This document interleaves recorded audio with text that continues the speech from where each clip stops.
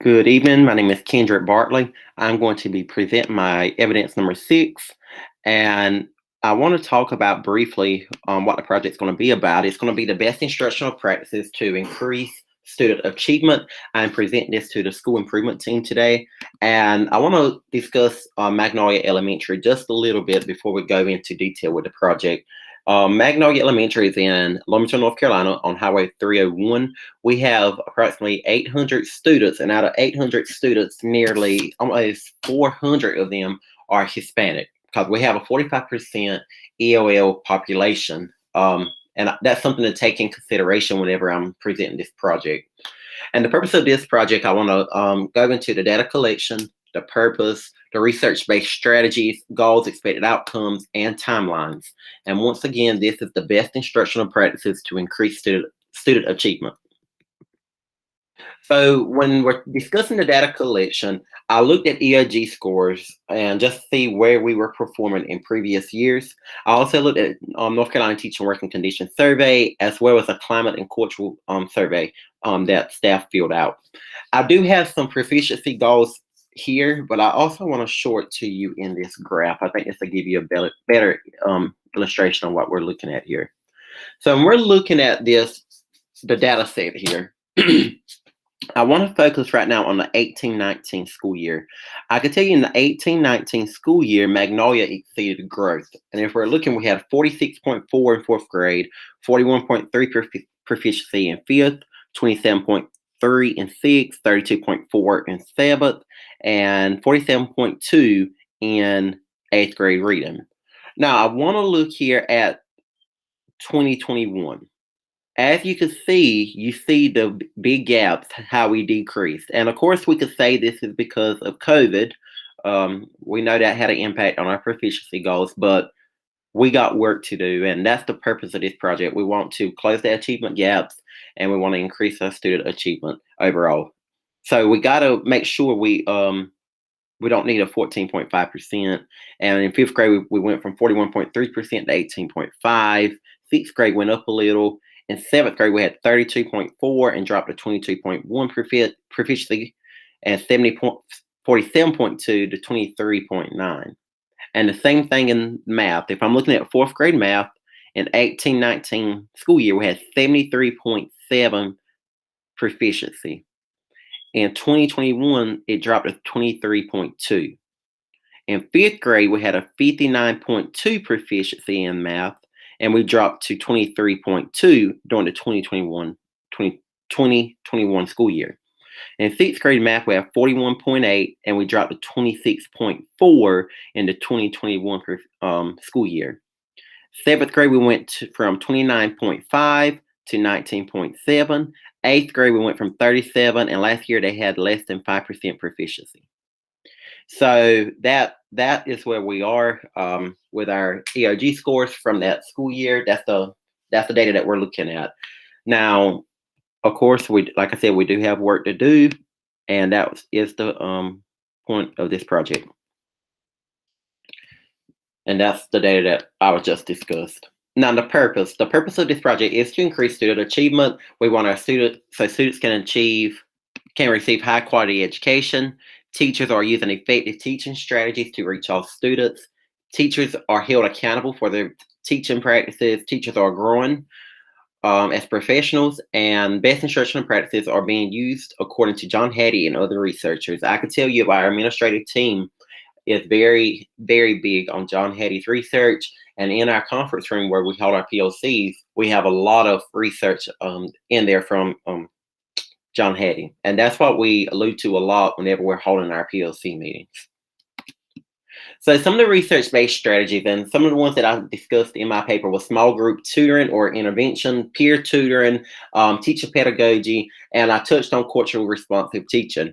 So according to the author, small group tutoring or intervention had a great influence on improving student achievement for all students. We know small group intervention is successful if it's done correctly.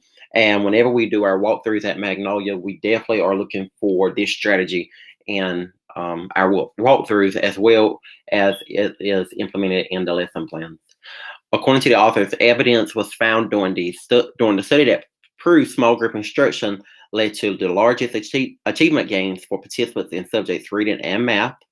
And I can say that we have, the more we're doing this, because this is one of during our PLC meetings, this is one of the best instruction practices that we focused on was small group tutoring and intervention. And I can say during our walkthroughs now that we are seeing small group intervention and support in the walkthroughs. And on number 3, according to the author, peer tutoring will be extremely effective if teachers utilize it with fidelity and ensure students are in a quiet area working together on rigorous assignments, practicing the skill and working collaboratively. Teacher effectiveness is just one of the many qualities that teachers need to push students to academic success, and teacher pedagogy is one of the highest factors that influence student achievement levels. So our goals, by the end of the 2021-2022 school year, grade level proficiency on EOGs will increase by 10%, and that is our goal. By the end of 2021-22 school year, EOG subgroups for African American and Hispanic students will increase by 15%. So how are we implementing this project? Well, weekly we are having best PLC meetings that focus on best instructional practices. So during these PLC meetings, we are really informing and educating the teachers how it should look like. And our academic coach is modeling lessons to help teachers understand what this should be looking like in their classroom for implementation. So weekly walkthroughs to see where the teachers are implementing the strategies. Real-time feedback will be offered to teachers. So whenever we do our walkthroughs, if we see something wrong, rather than scheduling a meeting, we go ahead and give that feedback right then and there. So we give the feedback, we tell the teacher, how to make this better, how it should look like, and then we follow up the next day or maybe later on that day to see if the teacher took our advice. And if they didn't, then we're going to want to know why. Why didn't they do it the way we told them to do it? An analysis of student data will be conducted weekly to determine whether students are progressing towards their goals. So weekly we have our MTSS meetings, and during the MTSS meetings, teachers have to bring student work and their last CFA, which is common formative assessment data, because we have that data as well, and we compare that data to the district. And so far, we can say that we are performing very well compared to the district. So, and that's the whole purpose of this project. We continuously want to see growth. We want to see our students performing greatly. And the project has been successful in that. The SID team will discuss the budgets to determine funding allocated for PD. So in our Title I budget and our low wealth budget, 069, 031, we are using those budgets for teachers, or the plan goal is to use those budgets for teachers to go observe other teachers, what we refer to as master teachers throughout the county and state if possible. We also are allocating those funds for professional development sessions that we may not be given, or some that the district may not be given, that we think can benefit our teachers.